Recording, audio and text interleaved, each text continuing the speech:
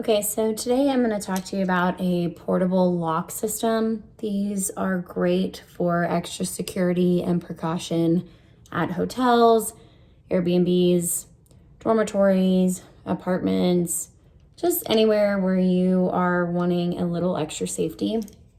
This model, which I will link below, comes with 2 different sizes that you can use, but most doors are going to utilize this small square portion. So the side that has the claws is going to be inserted into the door hinge. Okay, so now I have shut the door with my claw side inside the hinge.